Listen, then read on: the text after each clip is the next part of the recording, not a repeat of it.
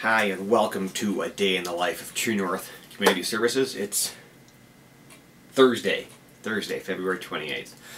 I'm actually going to be traveling out to Muskegon to talk to some of our youth transitions caseworkers about their program, and we're going to see some of the kids that they work with working at a Habitat for Humanity house, which should be pretty cool. Youth Transitions is a really neat program that takes kids that would otherwise be in the system, like in juvie, and instead takes them out and puts them through this really intensive wraparound service thing with counseling and working with the family and all kinds of other really cool things. And in fact, we'll have one of them explain it better and give you a fuller idea of what that program is. It's really cool, so check this out. We're talking to Diane Pranger, who's one of our case managers. Is that officially your title? Yeah, case manager. Case manager. Case coordinator, yeah. So I tried to explain earlier what Youth Transitions is, but how does it work? What is it? In Muskegon County, and we are contracted out through Muskegon Family Court. So all of our referrals come from the court, and all of our youth who are referred to us are at risk of being placed outside of the community. Most of them are looking at institutionalization. So they'd be in juvenile home. Yeah, juvenile home. Some go to like boot camp type places, but the bottom line is they have been in so much trouble that the community feels threatened by them, and therefore Youth Transition comes in and tries to work with them on a more community-based approach, and we just build this relationship with them to kind of see what's really going on within those systems, whether it's education, family, can be psychological sometimes, and just assess what the core issues are that are causing the youth to have a record, or to have all these violations on their record. So it's really an alternative to just basically locking them up at a young age and institutionalizing them. Usually incarceration creates all kinds of problems, especially when the youth is trying to reintegrate back into the community.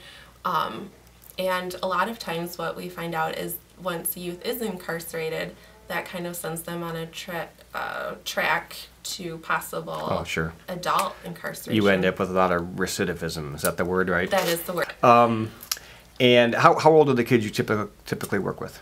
Most of them, I would say, around 15. So high school age? Yeah, high school. Okay. We have some middle school aged kids. Around, I think, 13 has been our youngest, 12 possibly. And our oldest has been 18, 19.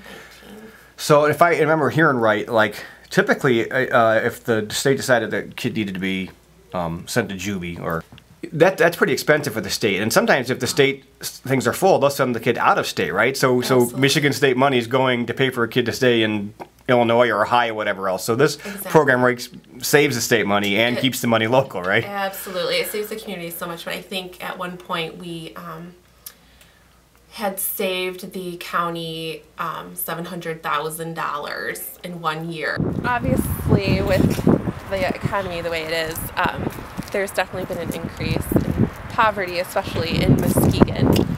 Some of them are homeless, are facing homeless situations where their family members don't even have their own home and live with friends and things like that. So they are right in the middle of the economic crisis, which, as I said, makes them very vulnerable for other things. And so we're about to head up into the Habitat for Humanity house. So what's going on? Why are the kids working in there rehabbing the house? They are, yeah. We thought this would be a good project to get involved with because most of our youth have absolutely no kind of employment skills. A lot of them have a desire to be employed and to have skills to obtain employment, but they never have the opportunity to have exposure to those chances. So it's just been an amazing outcome. They love it, they're very engaged with it, and it gives them something to feel proud. So we have a kind of a two-pronged thing here. They're actually learning a marketable skill. Absolutely. And then contributing to the community. Absolutely. Yeah, very cool. Well, let's walk in and take a look.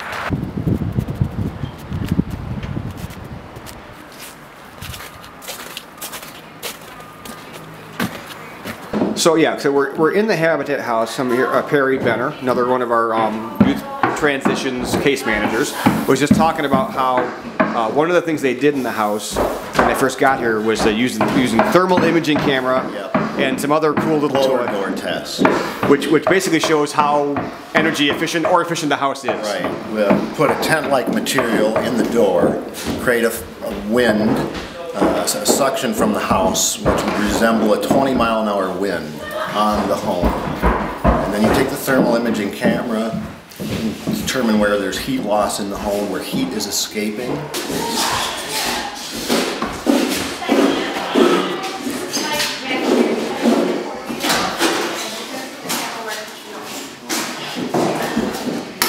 They took that out and then they cut pieces of this foam core insulation and fit it in there. So they measured them and cut them and fit them to the size. Then they took the foamy stuff that they blow in and foamed around it, put that back in, and then they'll put another core of that on the outside to seal it, so that'll stop those air leaks. So did I hear you just say that the kids get a tool belt and tools? Well, that's really cool. So not only are they learning the skills, but they're actually getting the tools. to use the skills. Okay, that was kind of cheesy, but you know, okay. We got it. We got it. We did some brainstorming when we first started about some of the things they wanted to learn, and that's what that list is. So that was youth transitions. That's what was happening today in the day in the life of TrueNorth Community Services. That was a daily snapshot. So comment below, let us know what you think. Let us know if you have an idea for a better name. I think we're going with Daily Snapshot for now. Thanks for watching. See you next time.